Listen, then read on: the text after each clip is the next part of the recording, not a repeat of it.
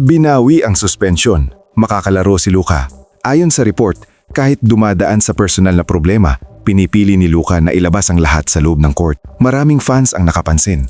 Habang nakaangiti siya sa laro, may lungkot sa likod nito. At ngayon, bago ang laban kontra Detroit Pistons, mas lalong tumitindi ang emosyonal na sitwasyon. Ang tanong, makakatulong ba ito sa Lakers o magiging distraction sa pinaka-importanting stretch bago ang playoffs? Una, malaking balita para sa Lakers ang pagbawi ng suspension kay Luka matapos ang technical foul issue. Ibig sabihin, available siya sa laban kontra Detroit Pistons. Sa puntong ito ng season, bawat laro mahalaga. Lalo na't papalapit na ang playoffs, kailangan ng Lakers ang kanilang pangunahing playmaker. Kapag wala si Luka, bumaba ang ball movement at shot creation ng team. Pero hindi lang ito tungkol sa basketball.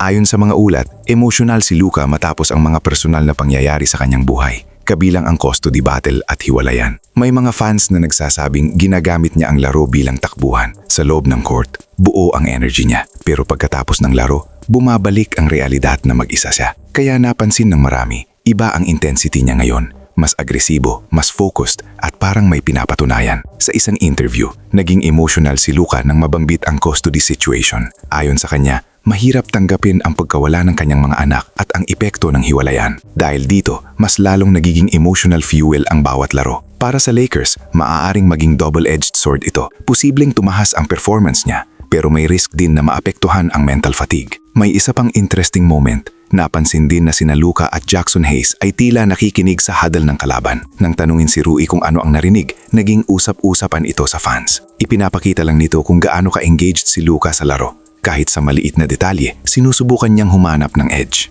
Samantala, may lumalakas ding panawagan na bigyan ng pagkakataon si Adu Thiero. Ayon sa ilang observers, kailangan ni Coach JJ na subukan si Thiero ng 3 to 4 games bago mag-playoffs.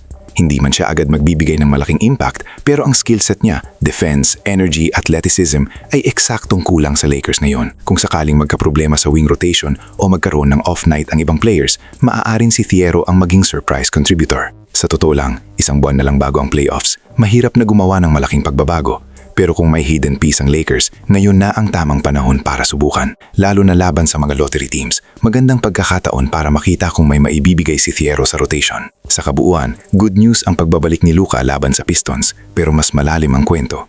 Isang superstar na ginagamit ang sakit bilang motivation. Dagdag pa rito, may posibilidad pang magkaroon ng bagong rotation piece sa katawan ni Adu Thiero. Ngayon, tanong sa inyo, mas magiging delikado ba ang Lakers dahil sa emosyonal na laro ni Luka? O dapat bang bigyan agad ng pagkakataon si Adu Thiero bago mag-playoffs?